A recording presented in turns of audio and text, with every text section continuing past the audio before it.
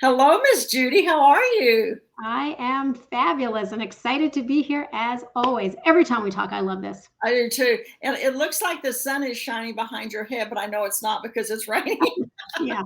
No, it's the lighting. It's just the lighting. I know, but it looks cool because it looks like the sun's coming through the window. So Yeah. anyway, so I always believe in starting on time. I believe in getting to the point because I think people join us because they want to hear what you have to say and they want to be part of the conversation. And so I'm going to pull it up. Another thing, a lot of people use someone else to help with this, which I think is great, but I enjoy just doing it myself and being able to take advantage of being here and being part of the conversation at the same time and monitoring what we're doing. So I am going to just start it with us, and I'm going to welcome everyone here, whether you're here live or watching the recording. And Judy and I were talking about this before we got on. Both of us watch a fair percentage of these replay because life happens. We got clients, you have business, you have things going on. So whether you're here live or on the recording, we are excited that you're here. So welcome.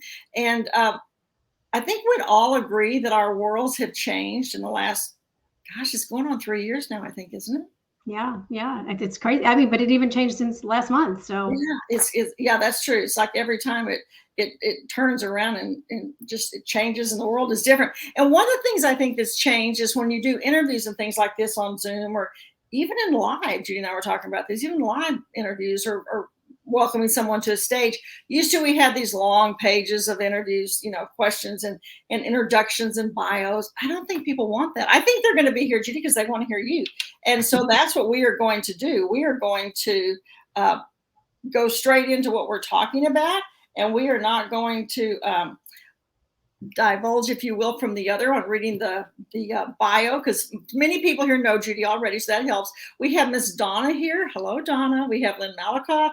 We have Lisa and Mindy. So excited that so many people are with us, Mindy and Debbie Reisig. And so thank you, ladies, for everyone being here. So please put in the chat any questions you have, because we welcome you to be part of the conversation with your opinions, your ideas, your thoughts, because that's what it's all about, right? I mean, we're going to talk about things that we all talk about every day. So please engage by doing that. And on if you're on your phone or on your desktop or wherever, give Judy some love, some thumbs up, and some different things to let her know what a good job she's doing. So Judy and you and I talk all the time, and it's really hard to kind of narrow it down into what I wanted to ask you and what I want to talk about. But ever since I've known you, I try to think about how long that's been, but it's been a long time. You're always helping women get to the boardroom, get their place at the table. So for years, you spent helping women do that, cross over into the boardroom, if you will. So something I wanted to start out by asking in the conversation was, how have your experiences been in walking that line of demonstrating your competence and being likable? Because you and I, we talked about a story you had recently where you were sharing a past experience of that case. So talk about that, because I think that's an important way to start it. So how do you balance that? It's always interesting because we're talking about women right now, and I know that there's always men listening, and I love that we encourage men and invite men in because they do sponsor, they do advocate, and they do champion for women. But right this minute, I'm going to talk about women. And what I know for a fact is that many times we're not sure what we're supposed to be, who we're supposed to be, how we're supposed to show up, who people want us to be. And the way to be likable and the way to show your competence is to actually be you. You have to be authentic. When you're not authentic, you have to remember, what did I tell that person? How did I show up then? It's always like a constant barrage in your head thinking like, okay, what was that story that I told? For me personally, I like to be able to know my people. And when I say know my people, I want to know what drives them. Why are we sitting together? Why do you work here? Why are we together at all? What's going on in your life? When I was in insurance and financial services, I knew my people and I knew their families. Because if I would ask you on a weekend to come and do a trade show with me, I wanted your family to know who you were with and why it was important. So to be likable, you have to be yourself and you have to be genuine. And that's the easiest part. To show your competence, you have to not be afraid to show your intelligence. And growing up, I remember girls were not supposed to be smart. And that was my big thing. I always wanted to be smart. And, that's another story for another day. But my father did not want me to be smart. He wanted me to be pretty all the time. And so, yeah. And so I always like to make sure people know that I understand what they're doing. I understand the why, and I'm going to help you with the how. Do you remember back in the day? And please, y'all, there's many of you on this call today. Please give us your comments, your thoughts, your stories, because like Judy said, we've all got those stories. I remember when a very prominent business was their anchor was in Plano, Texas, and they were in global, and they had the very strong dress code of blue suits, white shirts, and bows or ties, whichever the men or the women, and everyone had to look alike. And I used to think, how sad is that you cannot be yourself and express yourself? They're no longer in business, but they made $1 gazillion while they were in business. But you're right. People think they have to look a certain way. I think younger people are doing a better job of that. I mean, tattoos are considered okay today. Pink hair is okay. It doesn't matter. Be yourself. It doesn't matter. Just because I don't do it doesn't matter. I do remember when I came into corporate and they were doing corporate pictures, your headshots, and they told me to come dressed in my 3-piece suit and whatever it was. And I said, well, I don't wear a suit. And they go, no. When you come to work, you're going to be wearing a suit, right? I'm like, I don't wear a suit. I'll wear a dress. I'll wear a skirt. I'll wear a jacket, but it's not going to be a suit. And they finally had to just stop asking me because I was not going to be wearing what they want. That wasn't me. That's not who I am. And I remember the picture that they took. They said, wow, that's a really good picture. And all the other women said, hey, maybe we don't have to wear suits anymore. So, there you go. You start the trend. Debbie Mrazek said that she forgot that you don't show the guest on LinkedIn Lives because she has on black and white for me. And Judy and I are both wearing black and white. That's right, Debbie. I'm wearing black and white as well. I knew who I was going to be seeing. It's funny how we all know kind of our personas, I guess, if you will. Leslie, so happy that you're here. And Leslie said she always wanted to be different. And yes, ma'am. That's the point. You want to stand out, and you don't want to be the same because that's not what we're here for, is being the same. You want to stand out. You want to stand out and be remembered, right? Hello, Miss Susan. Hello, Lorinda. So let me ask this: I have a glass desk and my jewelry's hitting the desk. Sorry. How can confident and ambitious women contribute, in ways that bring out their full potential as far as that, and then at the same time change the playing field? How can they do that where they're going to make a huge impact, a difference, score, if you will? So you said the word confident women, and I will just want to make sure that we understand that what we used to hear about confident women was that they were threatened by everybody. They were threatened by somebody younger, somebody smarter, somebody this, somebody that. And I don't believe that's what confident women are anymore. I think there's still some, but I don't believe that. Confident women, to me, are able to express themselves, are able to share their brilliance, and not do it as a brain dump. Do it so somebody can understand and be able to ask you questions. One of the best things about women is that we absolutely are amazing relationship builders. But the only way that you get to be part of that relationship is not to take it over. You want to be able to have a conversation, ask questions, and then wait for the answer. Ask questions, wait for the answer. And, and Covey always used to say that, you don't listen with the intent to respond. You listen with the intent of listening. And that's what makes it right. 2 ears, 1 mouth. And that's what makes it so interesting with confident women, because they're not afraid to ask somebody a question and they're waiting for the answer so that they can be part of that conversation. It's not a monologue. It's a dialogue. Good point. I have to agree with Leslie. She says, thank God pantyhose are no longer required for women to go to work. When I was a school principal, and this is the God's truth, I used to have to make sure in the years, this is dating myself, but pantyhose, and this is going to sound really crazy, y'all, but bras. Those are two things you had to discuss and talk about because, we've come a long way, baby.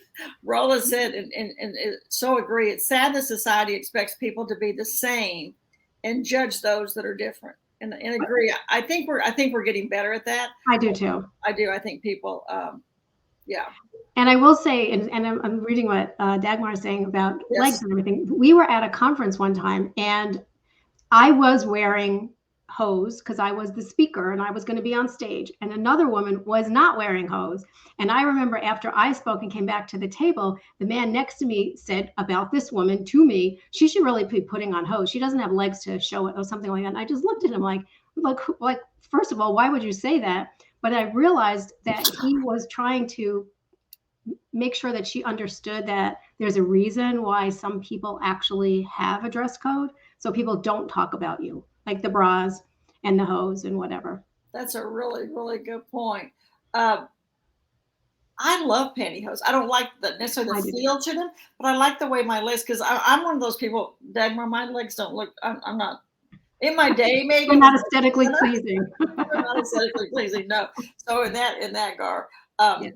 Robert says, good one, as Simon Sinek said, be the dumbest person in the room. Well, you don't want to be the smartest person, and that's the truth, because then why would anybody show up there, and what have you got to learn? When you stop learning, then Absolutely. you might as well just leave. I always said That's that when I don't bring any value, then I have to go, because it's not worth it. It's not worth it. And I learn something new every single time wherever I go. Even if it's something like really tiny, I learn something new. You know, when we stop learning, I think that's a sad thing. And I think we're also better at that. I think all of us today are so much more lifelong learners. We thrive on that. I mean, I read the other day that I think almost 90% of the people with their phone are using Google to check something while they're watching something else. I mean, how many of us do that, right? Who is that actor? Who's that documentary done? Who's that show? Whatever. Yeah, for sure. So much is written and discussed about our physical needs. And you and I have had this conversation many, many times. How do you counsel and guide women to maintain our emotional, mental, and spiritual needs? When you're working with your clients, and how do you counsel them to do that? if you don't take care of your entire self, the holistic portion of the program, then you're not taking care of anything, because not everything has to do with work. Not everything has to do with business. There are parts of your life that do creep in. Um, I always go back to, what does the airlines always tell you? Put your own oxygen mask on first. And that's the truth. You have to take care of yourself. When I have a team, I always want to know what's going on. And when I see something is out of sync or someone is out of sync, I always want to figure out, like, what is really happening here. And I'll sit them down and say, tell me what's really going on. And they will say, well, such and such just happened, or, something happened to my family, or somebody's sick, or whatever. And you have to give them, I give myself permission to sit back and take a couple of hours off, or just to block the day off. I always say, give yourself permission to do that. Let's go back to the pandemic for a minute. Remember, like, what it was like on March 13th, 2020. My calendar was filled to the brim. I mean, I was having like the best year ever for January, February, and then March 13th hit, and I lost 2/3 of my company, just like that, in a blink. And what I did was, I gave myself permission to grieve, and I went to bed, and I pulled the blankets up like any professional woman would do, and I started to cry. And then 20 minutes later, I pulled the blankets down, and I gave myself permission to figure out, like, what the heck is going on and what am I going to do? But you have to be able to talk to your people and let them know it's okay to not be okay all the time. Absolutely. That's one of the interesting things about it. I'm looking at all the names and all the people who are here with us. And Paula says that she always wears pantyhose. She feels naked without them. And like I said, I wear pantyhose a lot. You know who else wears pantyhose? And when she came to America, she started a trend. Kate Middleton. Oh, well, she has to. That is a must. That is a rule with royalty. But she started a trend in Southern California. Think about it. In Southern California, they don't wear pantyhose, I assure you. So people started wearing them. But I love pantyhose. I love the way it makes my legs. I just look better. I feel better. So then I look better. I used to have a superintendent who said, look good, do good. No, feel good, look good, do good. Because you do. It has a presence with you. And they do have very cute pantyhose. They do. They do.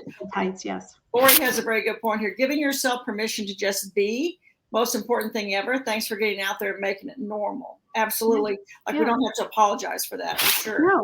No. You know how many times I put up like my autoresponders, and I say I'm in presentation mode, which means that I'm doing something and I'm not going to be right here. And I always say that I will be back. I will get back to you within 24 or 48 hours, whatever it is. So people don't expect me to just answer like I would ordinarily answer. I have to give myself that permission to move myself out. Right. And sometimes that's all that you need. And because we're all online, we're always accessible, et cetera, et cetera. If you're not, people worry about you. I had a little bout last year, and I was out for a few days. I had so many people text me because I'm always online. But I felt so puny. I didn't even want to take time to go into my email and say, hey, sorry if I'm not here. You'll know why. Olivia says she loves pantyhose and Spanx. They make me feel comfortable and confident. Olivia, you look cute as a bug no matter what you're wearing, my I friend. think we should just take this conversation and change the whole thing to about pantyhose. Oh, Debbie Mrazek, I struggled with real confidence when I was younger and wonder if young women today still do. As I got older, I gained real confidence. When I was young, I was acting if I was confident because I thought I had to be in order to succeed. Some of those acts could have been Academy Award winning, but now she's comfortable and empowering and loves it when she sees it and love it even when she doesn't succeed. And that's a good question. Those who are younger that hear, let us know that. I mean, the Olivias of the world and some of the others here, is that confidence? I mean, Olivia, you're very successful at your job and you always seem very confident to us, but is that outward or is that inward? That's a great point. That's a great point. Well, while everyone's thinking about that, let's see here. So from your recent newsletter, you mentioned the crazy thoughts in our minds. And I think we all struggle with this. I call it the little devil / ego on your shoulder, but the crazy thoughts in our mind. We're too tall. We're too young. We're too old. We're too fat. We're too thin. You're a woman. Can you imagine how quickly these thoughts come into our brain? Talk about that a little bit, because you talk about that a lot. And I think all the people here can sympathize with that, because we all have those thoughts sometimes. And I always say in the dark of the night or the quiet of the night. Or the middle of the day, or the morning of, or before you get on stage, or before you get on Zoom. We talk to ourselves more than anybody else. And what we have to remember is that we listen to what we're saying. And sometimes what we're saying is it's so clear and it's so real that we imagine that this is happening. The truth is that 90% of the things never happen anyway, but we believe it.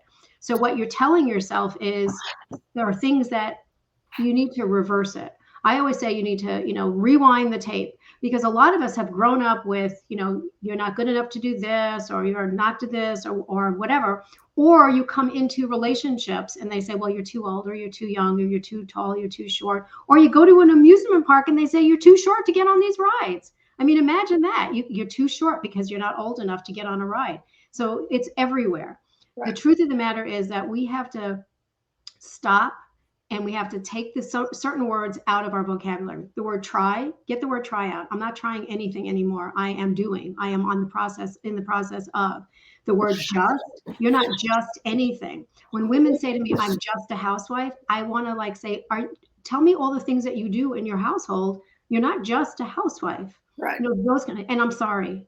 I'm sorry about the weather, and I'm sorry about that. Do you have control over the weather? No. So it's these things that we have to take the words away and replace them. And it sounds, I'm making it sound easy. It's not easy. I know it's not easy, but I've had a lot of words and comments and things throughout my life, and I've had to reverse them. I did my TED Talk on being prejudged, because that's what I've always been prejudged. And I know some people think prejudged, it looks like this, or it looks like it doesn't. Prejudge is prejudge. People would say to me, why would you need a coach? Look at you, you're all together. Well, I'm not together. You have no idea what's going on inside or in my head, because my brain is talking to me. So I think that one of the things we have to do is realize we are enough. We're way more than enough. And look at the things that we excel in. Look at the things that we're good in. Look at the things that we love, instead of the things that maybe we're not the best in. I tell everybody, I am the worst in technology. I am. I don't care. I'm telling you, I'm putting it out there. I'm not good in technology, but I know people that are, and they're the ones that I rely on.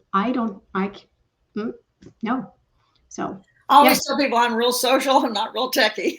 Right. People think they're the same thing, and they're totally different. They're totally different. Alicia White says that she removed just from her vocabulary years ago, and it's so freeing. And it is so freeing. Yeah. And Robert, we're glad that you've never had to wear pantyhose. Now, those who are older will know this. Remember when Joe Namath did the commercial? Yes. Because he wore them during games. Yes. So Robert, you could at certain times. It gets kind of chilly. It was something that he really caused quite a stir in the world. It was huge at the time. It was very disruptive, way before disruptive was cool, for sure. I've heard you say that everyone has a unique leadership style.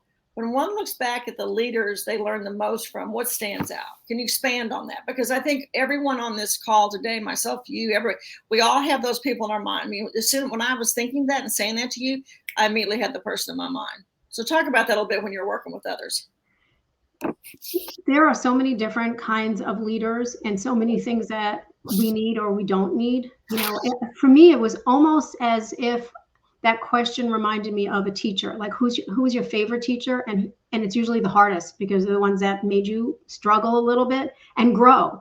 So for leaders, I don't think that you have to be, well, let me rephrase that.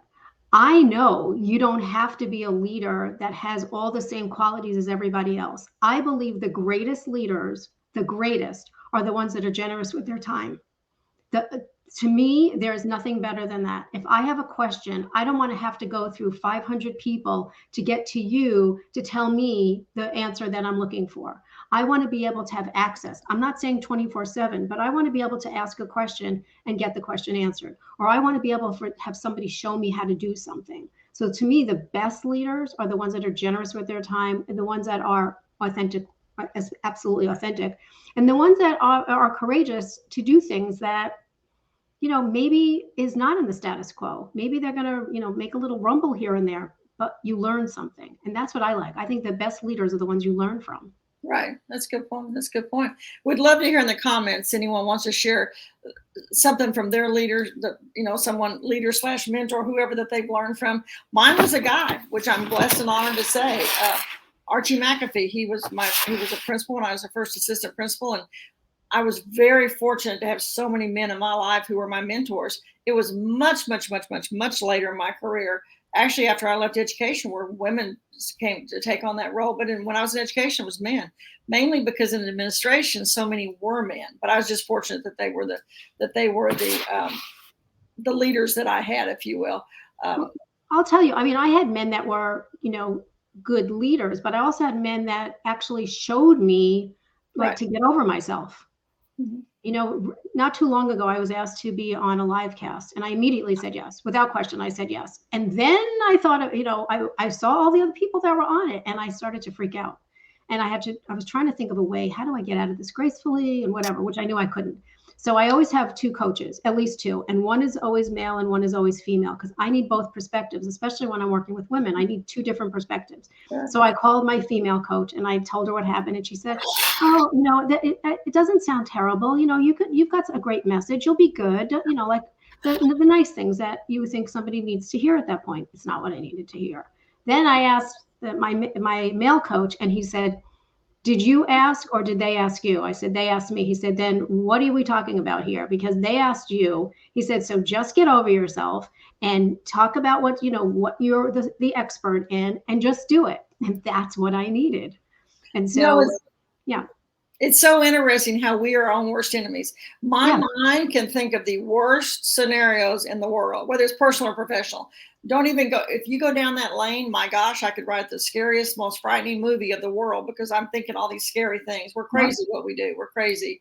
Lisa here said, I was trying to show it there.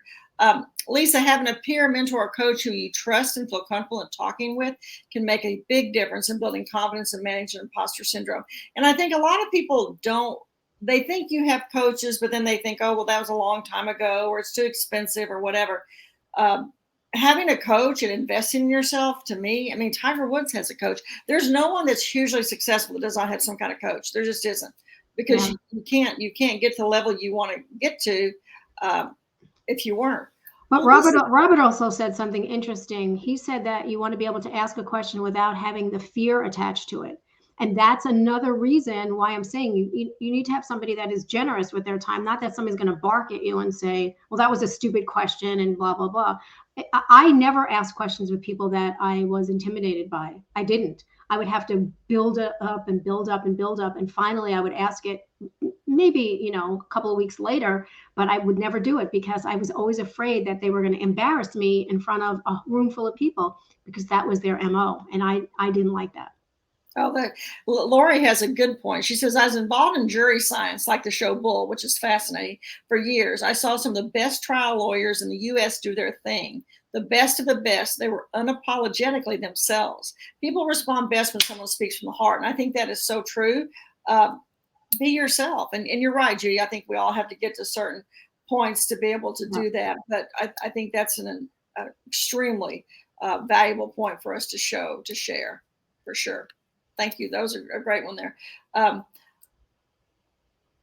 have so many comments. I'm trying to show some of them here. Here we go. Judy can make you feel important by giving her time. She's great at making others feel comfortable. And I would think that would be huge. We would all agree with that. Judy's known for that. I mean, you have lunch with Judy. It's always about before she wants to make sure before it's done, what can I do to serve you? How can I best help you? You're always very gracious with that. And I think it's a really good thing to share, to have others see that, because time is precious. It's the most valuable thing that we give. Debbie Mrazek, I had a boss who would say, why are you insulting those who compliment you or ask you to do things that you excel at? And you say, thank you, but I am not, or, oh, I'm not sure I can do that. He said, so you're calling them liars. She said, I've never forgotten that. And that's to your coach's point. They asked you, therefore they thought you were bringing value to the table. Marina has a good point here. Your mental health is important. Also needed that. Absolutely. And when you're involved in an area where it's always fear, then your mental health is taking a major hit because you're afraid all the time and you're always tense. And I don't think that's a healthy place. I have to say that, I have left positions because the culture was so toxic that I was getting sick and I was afraid to do anything. And so I left. Yeah, for sure. And it's funny you said that, Judy, because when I was reading that and thinking about it, that's exactly what came to my mind. I feel so when I see someone in a position or working and you can tell they're not happy, or you happen to see something. My daughter Tanya and I were in a store one day. I won't say what store it is, very popular.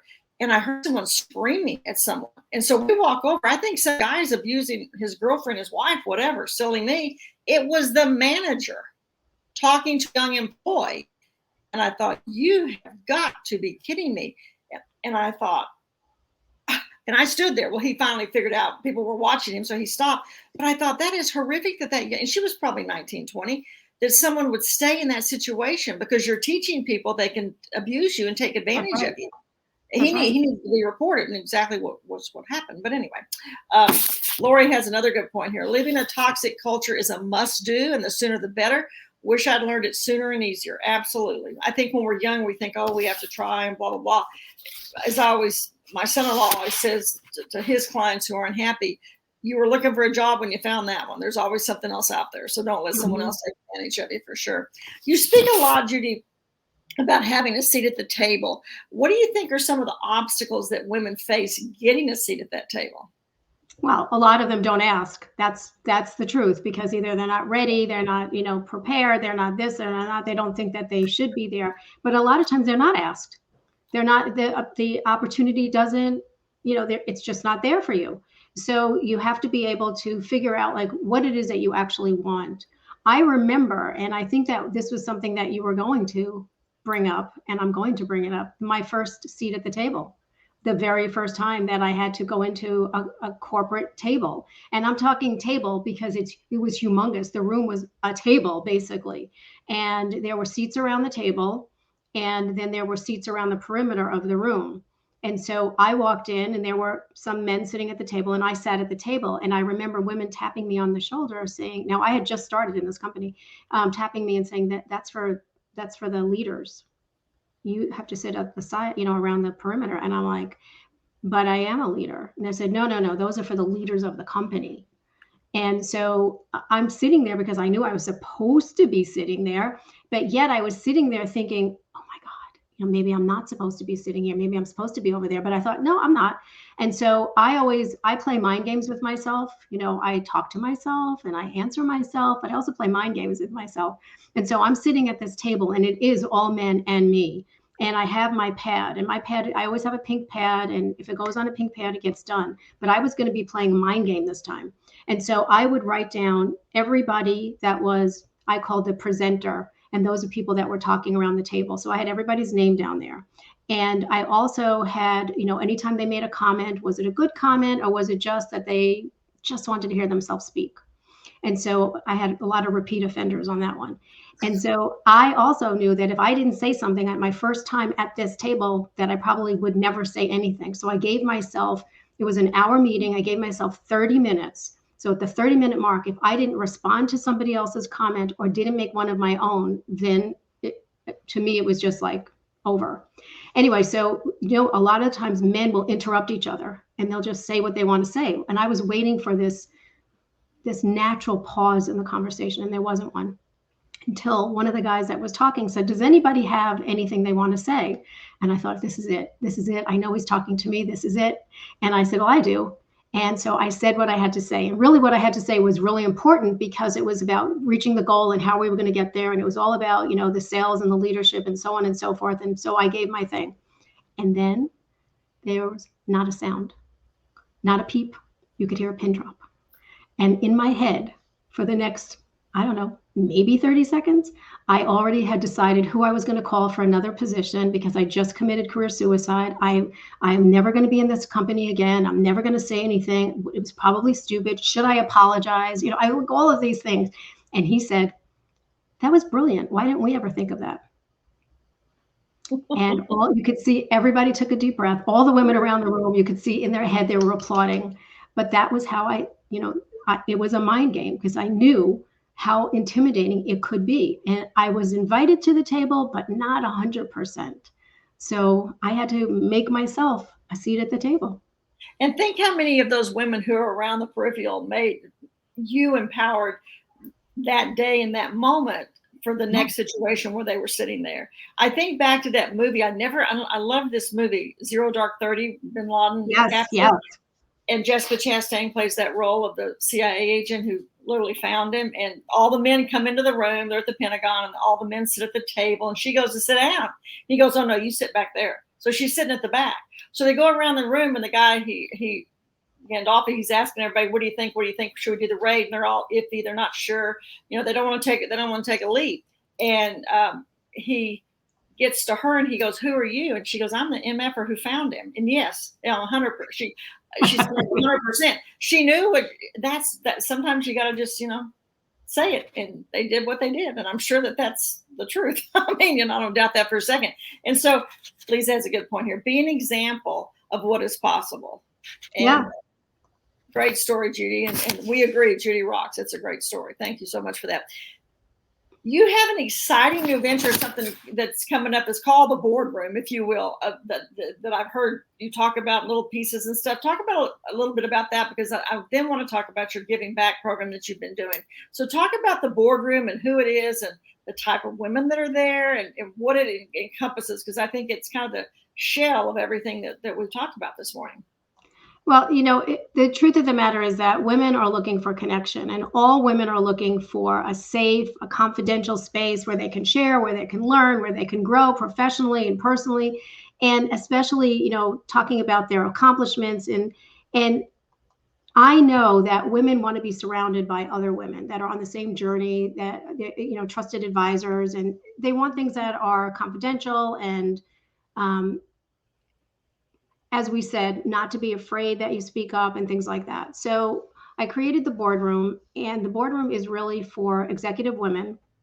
It is going to be something that it's a special place. It's a place where when you come in, it's by invitation only. It's carefully vetted. There are people that are the same level as you. There are ways that you don't feel uninspired or the lonely leader at the top or things like that. It's also a place where $1 million ideas are created, because these are women at the same level as you. And it's exciting. I don't want to say too much because I know I was testing you to see how much you tell us, but that's okay. I know more will come. I think that's a really good, important part here. And I so appreciate all the people who are here. So appreciate it. Yes. And thank you for being our lone guy, Robert. Because I think when we used to have our events, Women's Leadership Live, Lyndon, Stacy, and I, we used to always talk about how much we admired the men. And we truly did have about 20% men. Those were the smart guys, the ones who wanted to hear the conversations women were having, and because there's different perspectives. And so to be able to be here. So thank you for joining us and for stepping out, Robert, even without your pantyhose. We appreciate that. But I think having all the women here and people that we know and that we like and we can trust, that's what people need. They need to have that room of women or men, whatever, that they can totally feel open and get other ideas from, because oftentimes we don't see the ideas ourselves. Other people see them for us sometimes before we do.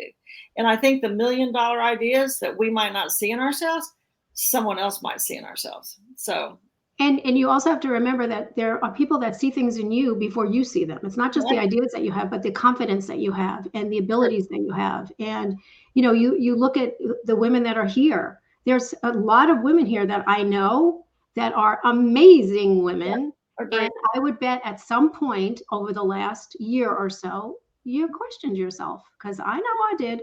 I don't care what level you're at. There's always that time where you need somebody else to say to you, you know what? That is a great idea. Let's talk about that. What does that look like? I always tell people the best question you can ask people is, what does that look like? So you don't seem to, it doesn't mean that you don't know. You just want them to be able to expand on their ideas, and that's the part that the boardroom is going to allow people to do. It's going to give them the safe space, the closed space, the confidential space to say what they want to say. And somebody's not going to say, well, that's stupid. Like, why would you say that? So it's going to be awesome. I'm trying to find the comment here someone made earlier about the fact, to your point, what you just said, Judy, because it's so relevant to right now. I can't find it. I'm so sorry. But if you look at the feed, you'll see it. And there's just so many comments. I apologize. But the point was, the reason that women are struggling right now is because many are grieving.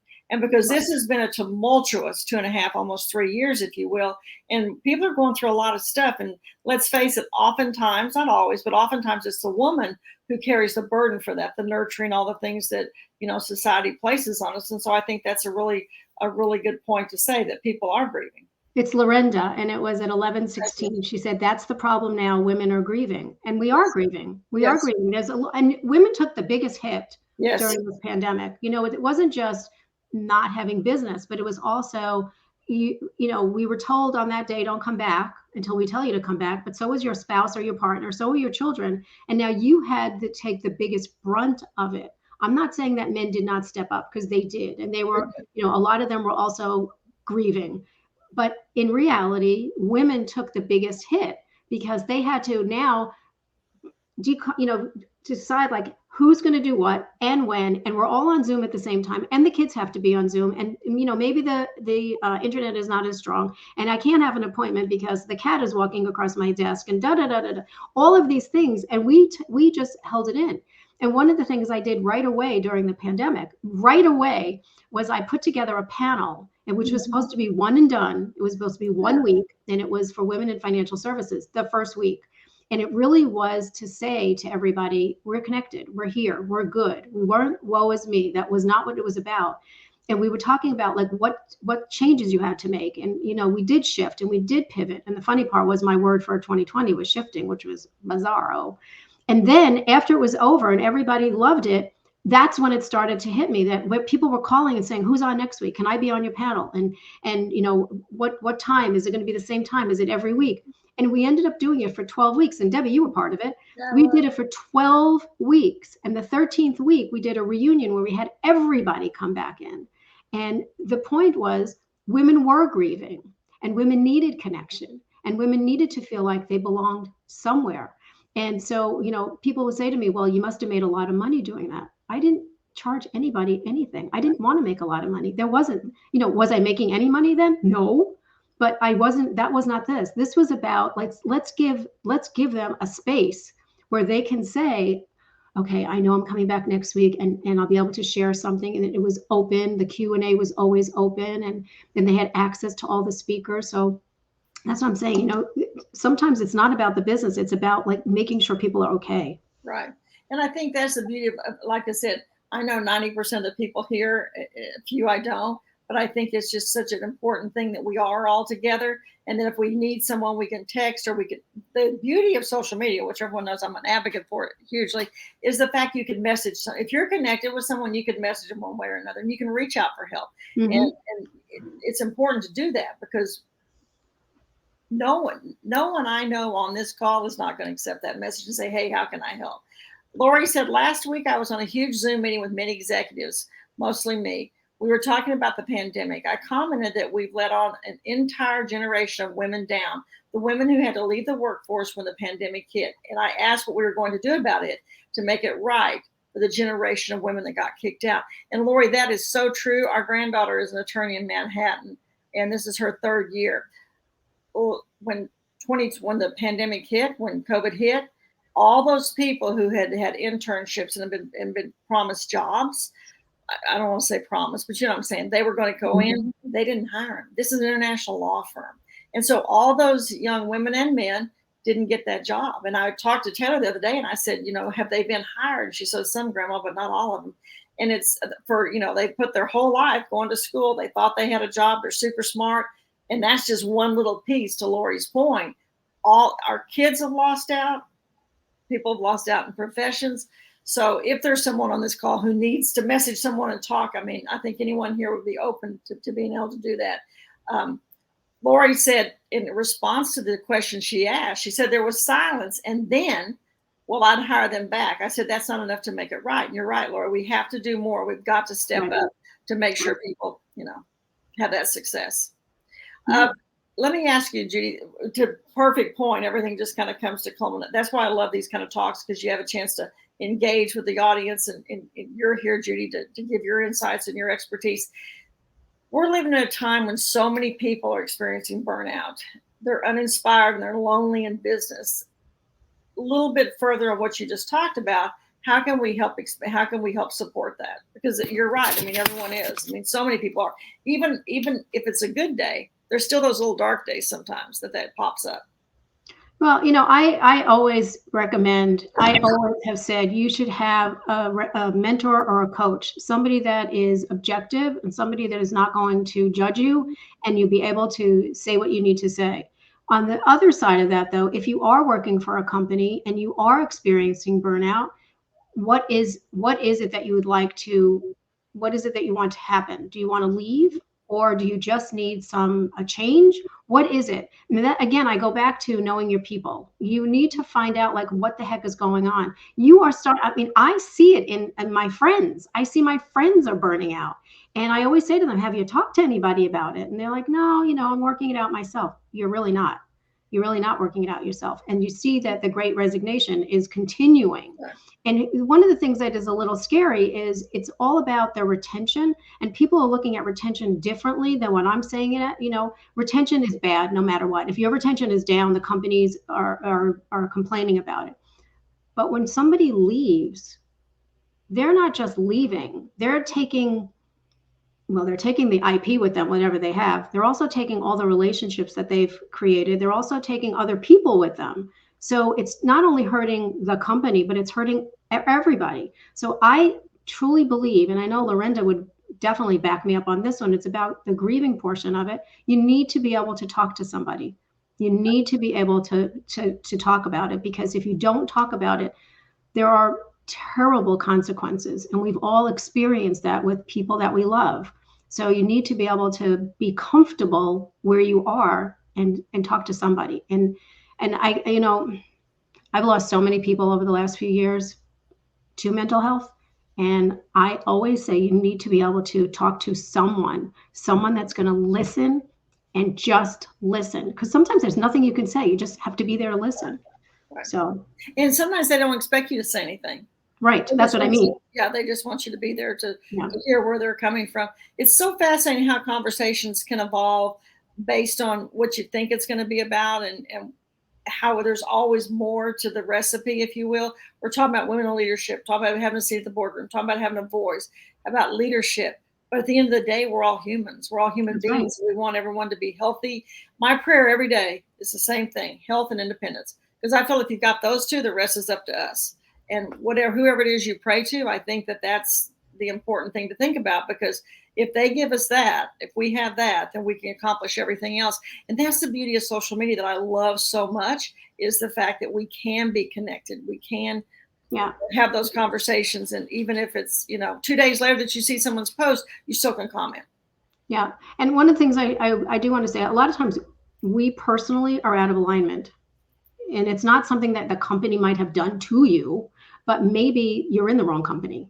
Maybe the core values of the company and your core values are not in alignment, and you have to keep compromising every day. And that's what I had to do. And that's when I left, because that is a recipe for disaster, when you have to keep compromising yourself every single day just to be part of this company. Who cares? It's not that important. It really isn't. I know a lot of people have to have a job. They have to pay their bills. I'm not saying that. That's not what I'm saying. But when you get to the point where you're popping 12 Excedrins a day, which is what I was doing, it is not healthy. And so that's a lot of the burnout, is that you every day you go in. I remember just seeing the building. I would see the building and I would start to, like hyperventilate, because I knew what was going to happen that day. And I knew what I was expected to do and say. And it wasn't worth it. When I was a principal, and I was principal of many different campuses, I always had a rule. I always said the day I stopped smiling and the day I stopped getting excited when I pull in the parking lot's the day to leave. I said, I'll sell groceries if I have to, because children don't deserve it, teachers don't deserve it, and parents don't deserve it. That's so right. To your point, Judy, I think you have to be happy. And I think I have to give our younger people, I mean, we joke about how many jobs they have. I think it's great. Number one, that they're trying to find out what they're passionate about, and they try a lot of things. And number two, if they're not happy and you don't treat them well, they're out of there. Good That's for right. them. Because we've That's right. all, if we're at a certain age, we've had bosses in the past who might not have been exactly the kind of person we wanted, but we stuck it out. Young people don't do that today. And good Well, for we them. also were told that if you keep flipping on your resume, that's not a good thing. Like you have to stay somewhere for years, because That's that's the way it is. Or you have a job with one of the, the big companies, and you're there for 25 years and you get your gold watch and woo, you're good. Today, people are not putting up with nonsense. No, they're not. And we can learn from that. We can really learn from that, because we didn't always learn from that before. And so I think that's a really important thing to think about. I want to show this that Alicia said. Her name's out there, but it's Alicia White. Even the strongest women and men struggle with mental health and hide it very well. And that is so true. How many times have we heard, I didn't see anything? That's right. Reach out to those people and ask if they're okay, and be willing to just listen. Great point, Alicia. Thank you. And we say that to all of us here today, the same kind of thing. And Judy is known for, and I know many people, actually almost everyone on this call that I know, it does the same thing, giving back to the community. You've got a really cool project going on. Talk to us about your books and this is an issue. When I was a school principal, let me just digress for a second. When I was a school principal, I had one school on the west side of Plano where, extremely wealthy kids went to school. All my other schools were on the east side of town, where majority, 70+% were on free and reduced lunch. So food scarcity is an issue in this country like people have no clue, because it may not be in the bubble where they live. But it is a huge issue for families around the country, the world, of course, but we're talking here right now. But Judy is doing something really cool about with your book and what you're doing to donate money. So talk about that, because I think everyone would really like to know about that and hopefully be able to participate. Yeah. So one of the things that I know, and Debbie just alluded to it, is about, kids not having enough to eat and kids being hungry and whatever. So we decided for the month of August, we were going to give back all the proceeds from Walking on the Glass Floor, because it is about women in leadership. And one of the values is about generosity. We were going to give back the proceeds of the book and give it to organizations that feed children's minds, but also feed their bellies. Because you can't go to school and learn if you're hungry. You just can't. And I've seen so many videos where kids are, they open up their lunchbox and there's nothing in there, or kids are trying to, find what they're going to eat over the weekend, and the lunch ladies are trying to provide extra food for them. So what we're doing is we're taking all the proceeds and giving them to different organizations. What I said yesterday was we have 10 days left. So from yesterday on, any of the books that are sold, I'm going to match personally the proceeds of the book to double it, because the more we could do now is going to be really helpful for these kids going to school. And all the kids are starting school already, or they're just starting in the next week or so. So how difficult is it to buy a book? And because we already have a foundation built into the Walking on the Glass Floor, it's going to go there and just move it right over to different organizations. And I had just met a young woman the other day who has a nonprofit, and it's about suicide. And so I was at an event and I said, anybody that buys the book here, we're going to give the proceeds to that. That's that 501c3, because there's so many different things we could be giving to, but right now we're talking about kids. And kids are in, a special predicament.